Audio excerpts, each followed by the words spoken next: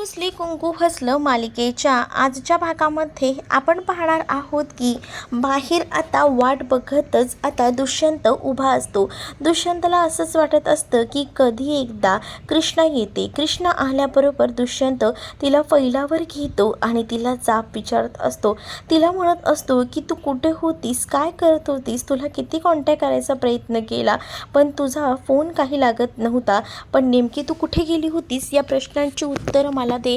प्रत्येक वेळेला तुझं काय चाललं आहे, एवढी कोणती तू समाजसेवा करतेस हे मलाही कळायला हवं, असं देखील आता म्हटलं जात असतं. एवढ्या सगळ्या गोष्टी जेव्हा आता बोलल्या जातात तेव्हा मात्र खूप मोठा धक्काच ना कृष्णाला बसलेला असतो की दुष्यंत सरकार आपल्याला काय काय म्हणतायत आणि आता ती त्या सगळ्या गोष्टींचा विचार करत असते. दुष्यंत चिडलेला असतो, बायजानं त्याला भडकवलेलं असतं आणि म्हणूनच तोंडाला येईल तो कृष्णाला बोलत असतो. कृष्णा पण आता एकदमच सैरावैरा झालेली असते. तिलासुद्धा कळत नसतं की या सगळ्यामध्ये काय बोलावं आणि म्हणूनच ती आता शांत असते. आणि जेव्हा ती ह्या सगळ्या गोष्टी बघत असते ना तेव्हा मात्र आता ती म्हणत असते की तुमचा माझ्यावर विश्वास नाही आहे का, मला फक्त तेवढं सांगा. नाही, माझा तुझ्यावर विश्वास आहे, विश्वास नाही असा भाग नाही आहे, पण तू जाताना मला काहीच सांगत नाहीस की कुठे जातेस, तू काहीतरी लपवतेस माझ्यापासून सध्या, पण काय लपवतेस ते सांग, वेळ आल्यावर तुम्हासनी कळेलच, असंही आता कृष्णा दुष्यंतला म्हणत असते.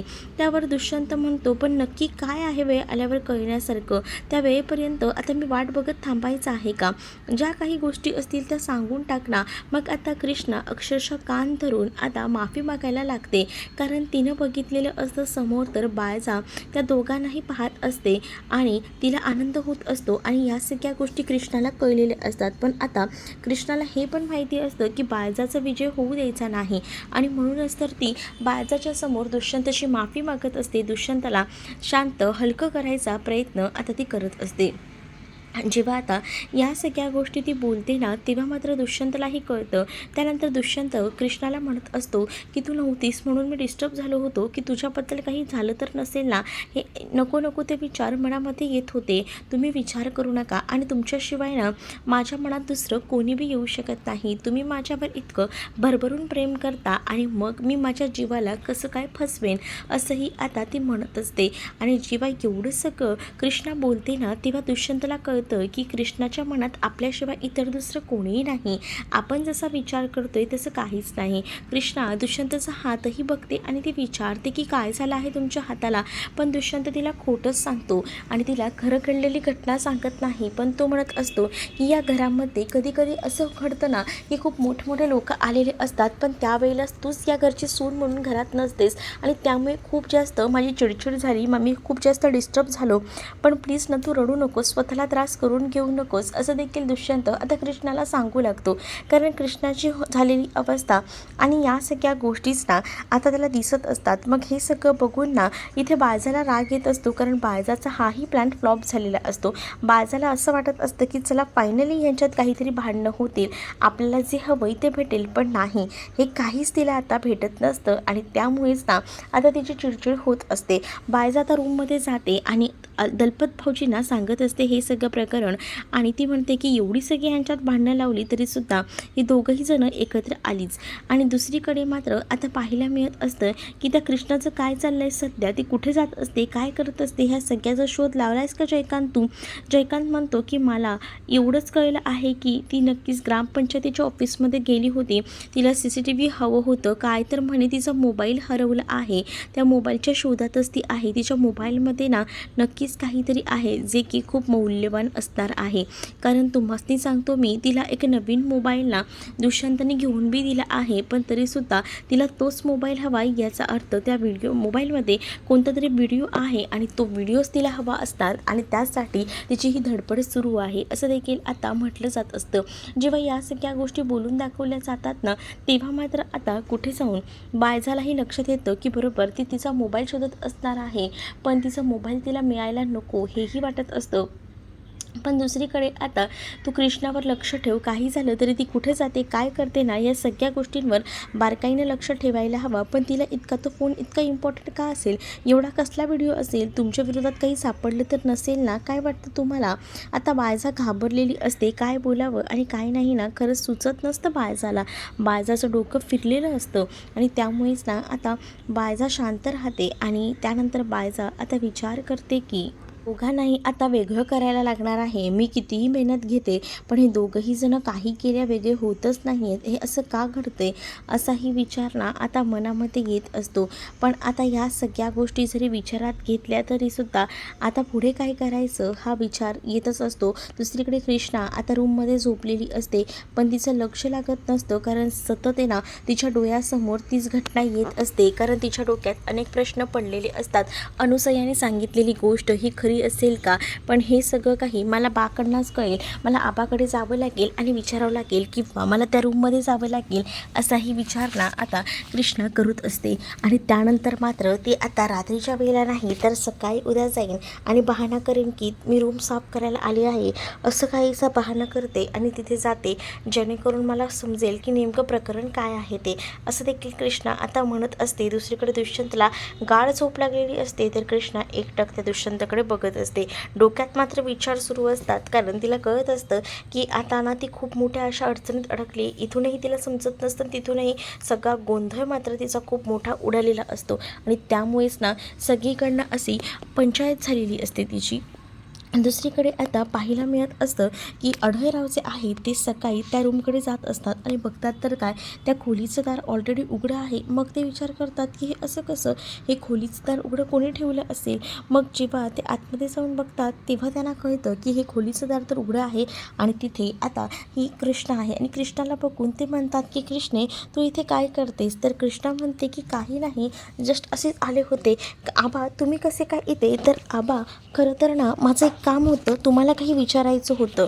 आता कृष्णाच्या हातामध्ये ते अनुसयाचे दागिने असतात, जे दागिने आता तिला द्यायचे असतात आणि तेच दागिने आता ती घेऊन आलेली असते. ते दागिने आता ती अढळरावांच्या समोर ठेवते. अढळरावाला म्हणते की हे कोणाचं आहे? अढळराव जेव्हा आता तो गळ्यातला हार बघतात तेव्हा त्यांच्या लक्षात येतं की हा हार त्यांनी कुठेतरी पाहिलेला आहे. त्यांना आता जुने दिवस त्यांचे आठवतात. त्यांच्या जुन्या दिवसामध्ये सुद्धा असंच घडलेलं होतं. कारण त्यांना हे सगळे क्षण ना डोळ्यांसमोरून जात असतात आणि त्यामुळेच ना त्यांना कळत नसतं की आपल्यासोबत नेमकं होतंय काय आणि ह्या पोरीलाही दागिने भेटले तरी कुठे असतील. मुद्दामून कृष्णा या सगळ्याबद्दल विचारत असताना त्यांना आता दाखवू लागते आणि त्यांना म्हणत असते की सांगा ना, सांगा मला माझ्या प्रश्नांची उत्तरं द्या की हा हार कोणाचा आहे? मग हा हार अनुसयाचा आहे असं ते म्हणतात आणि ते खूप जास्त असे घाबरलेले असतात. त्यांनाच आता काय बोलावं काय नाही हे समजत नसतं. त्यांच्याकडे उत्तरही नसतं. मग अनुसया कोण आहे हा प्रश्न कृष्णाचा असतो आणि कृष्णा या सगळ्याबद्दल आता अढळरावांना विचारत असतात. अढळरावांकडनं तिला आता सगळं काही जाणून घ्यायचं असतं. म्हणजेच हे सगळं कसं घडलेलं आहे आणि कोणी घडवून आणले, पण ही अनुसया नेमकी आहे कोण ते तरी मला सांगा, असंही आता ती हट्ट करूनच विचारत असते. आणि जेव्हा ती इतका हट्ट करते ना तेव्हा कुठे जाऊन अढळराव जे आहेत ना ते आता खरं सांगत असतात. पण ते अनुसयाचं नातं आणि त्यांचं नातं हे जे आहे ते सांगून टाकतात की माझी ती पहिली बायको होती, पहिली बायको होती हे सत्य जेव्हा आता कळतं तेव्हा मात्र आता खूप मोठा धक्काच ना आता बसलेला असतो. पहिली बायको याचा अर्थ आपलं कुठेतरी काहीतरी मुरतंय. म्हणजे आपल्याला त्या काकीने सांगितलेलं होतं की मी अढळरावांची पहिली बायको आहे आणि हा मुलगा आहे, ती गोष्ट आता खरी तिच्याकडनं कळलेली असते. आणि त्यामुळेच ना आता अढळराव बोलून तर गेलेले असतात, पण या सगळ्यामुळे अढळरावांना धक्का बसतो. अढळरावांकडनं अजून माहिती कशी मिळवायची हा विचार ना कृष्णा करत असते आणि एकावर एक प्रश्न करत असते. म्हणत असते की मला जरा सांगा ना, आता ह्या ज्या तुमच्यामध्ये आहेत त्या अनुसया, त्या जिवंत आहेत का? त्या कुठे असतात सध्या ही मला सांगा ना, हे विचारलं जातं. आता एवढ्या सगळ्या गोष्टी विचारल्या जातात ना तेव्हा मात्र आता अढळरावांना काय उत्तर द्यावी हे कळत नसतात. त्यामुळे अढळराव म्हणतात की माफ कर पोरी, पण ह्याच्यापुढे मी तुला कोणतीही उत्तर देऊ शकत नाही, सॉरी, असं बोलून आता ते तिला टाळायचा प्रयत्न करत असतात. जेव्हा ते टाळायचा प्रयत्न करतात तेव्हा मात्र कृष्णाला बरोबर समजलेलं असतं की आपल्याला हे टाळायचा प्रयत्न करत आहेत. म्हणूनच आता कृष्णाही म्हणत असते की तुम्ही असं का करताय? ज्या काही गोष्टी मनात साठवून ठेवलेल्या आहेत त्या घडाघडा बोलून टाका ना. पण आता कृष्णासमोर अक्षरशः त्यांनी हात टेकलेले असतात आणि म्हणत असतात की सॉरी मुली, पण मी तुला काहीच सांगू शकत नाही, कारण मी जर तुला काही सांगायला गेलो तर ते मला बरं वाटत नाही आणि नकोस या सगळ्या गोष्टी आणि ह्या सगळ्या भानगडीत तू बी पडू नकोस, असं देखील आढळराव जे आहे ते आता बोलत असतात. जेव्हा आढळराव या सगळ्या गोष्टी बोलतात ना, तेव्हा मात्र आता त्याला जाणून घेऊनही तिला जाणता येत नसतं आणि त्यामुळे ते डिस्टर्ब असते. पण मनात मात्र खूप जास्त काहूर माजलेला असतो आणि ती विचारही करत असते की ह्या सगळ्या गोष्टी अशा घडल्या आहेत ना, की काही झालं तरीसुद्धा वेगळं काहीतरी घडायला हवं होतं. पण आता ती तिथे आढळरावांसोबत बोलत असते आणि तेवढ्यातच ना तिथं बायजा आलेली असते आणि बायजा तिथे येऊन जोरजोरात बोंबलू लागते, ए कृष्णा. त्याबरोबर कृष्णा मागे वळून पाहते. दुसरीकडे मात्र आता समर आणि त्याचसोबत अनुसया बसलेल्या असतात. समोर अनुसयाला म्हणत असतो की त्या कृष्णाचा अजून फोन आलेला नाही आहे. मला असं वाटतं ना की आपण तिला कॉल करूया, विचारूया की नेमकं काय झालं आहे ते. या सगळ्या गोष्टी जेव्हा आता म्हटल्या जातात ना, तेव्हा मात्र आता ती समोरला म्हणत असते की नको आपल्याला इतकी घाई करायला. ती पोरगी ना काम झालं ना की आपल्याला स्वतःहून फोन करेल. आता त्या घरात नेमकं काय झालं असेल काय नाही हे आपल्याला माहिती नाही आणि आपण अचानक कॉल करणार. त्यापेक्षा थोडं थांबूयाच आपण, उद्याचा दिवस बघूया काय घडतंय ते, असं देखील आता अनुसया म्हणत असते. त्या कृष्णाने दागिने तर दाखवलेच असतील असं तरी मला वाटते. दागिने दाखवल्यानंतर आढळराव तिला सगळं काही सांगतील. जेव्हा आढळराव सांगतील ना, तेव्हाच त्या पोरीचा आपल्यावर विश्वास बसेल आणि त्या पोरीचा विश्वास ना जरा बी कमी व्हायला नको. दुसरीकडे आढळराव, कृष्णा आणि बायजा समोरासमोर असतात. तर बायजा खूप जास्त भडकलेली असते कृष्णावर आणि कृष्णाला म्हणत असते की तुझी हिंमत कशी झाली या रूममध्ये यायची. आणि असं बोलल्यानंतर कृष्णा म्हणत असते का काय झालं, मी इथे आली तर काय प्रॉब्लेम आहे, मी या घरची सून आहे, त्यामुळे मला घर आवरायचं असतं, मी इथे साफसफाई करण्यासाठी आले होते. आणि मग हे दागिने तुला कुठे भेटले, हे दागिने या रूममध्येच होते आणि ह्या रूममध्येच ठेवलेले होते, तेच दागिने मी घेतले आणि सहज विचारत होते की कोणाचे दागिने आहेत का, काय झालं तुमचे दागिने आहेत का हे, असं देखील आता मुद्दामून कृष्णा ही बायजाबाईला विचारते. बायजाबाई काहीच बोलत नाही, कारण बायजाबाईकडे काही उत्तरच नसतात. तिला माहिती आहेत ना की हे दागिने नेमके कोणाचे आहेत ते. म्हणूनच बायजाबाई आता सांगू लागते की तुझी पुन्हा हिंमत व्हायला नको ह्या रूममध्ये यायची, आताच्या आता चालती ह्या रूममधनं, असं देखील आता बायजा कृष्णाला बोलत असते. त्यामुळे कृष्णाला समजून जातं की नक्कीच काहीतरी गडबड आहे, कारण बायजा ही जी आहे ती एवढी रागवते, एवढी ही चिडचिड करते, या सगळ्यामागे हिचाच हात आहे असाही विचार ना आता कृष्णा करू लागलेली असते. पण कृष्णाने ठरवलेलं असतं की येत्या 5 दिवसामध्ये या बायजाची वाट लावायची आणि त्यामुळेच ती आता त्या सगळ्या दिशेने वाटचाल करत असते. म्हणजे जे काही काळेधंदे आहेत ते सगळे बाहेर काढायचे हे सुद्धा आता इथे असणाऱ्या कृष्णाने ठरवलेलं असतं. आणि म्हणूनच ती कृष्णा जी आहे ती जेव्हा बायजा ओरडते ना, तेव्हा ती काहीच बोलत नाही आणि ती शांत असते. पण आढळरावांना आता बायजा बोलत असते की तुम्ही या पोरीला हे सगळं दिलंय का, सांगा, मला उत्तर द्या. आढळराव म्हणत असतात मी कशाला काही काढून देतोय, काही मी तिला काढून दिलेलं नाही आहे, मीच आता या रूममध्ये आलो तेव्हा मी बघितलं तिला, असं देखील आढळराव आता बायजाला सांगत असतात.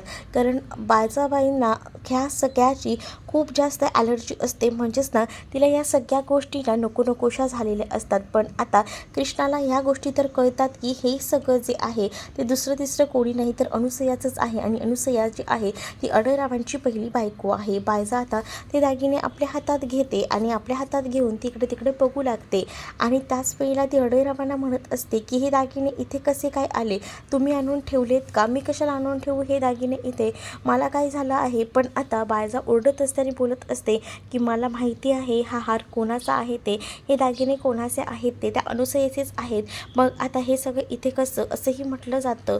पण आढळराव शांत असतात. दुसरीकडे आता कृष्णा त्या रूममधून बाहेर तर पडलेली असते, पण डोक्यामध्ये हजारो विचार तिच्या चालू असतात. कारण तिला आता त्या अनुसया आणि समरला न्याय मिळवून द्यायचा असतो, त्यांचा हक्क मिळवून द्यायचा असतो.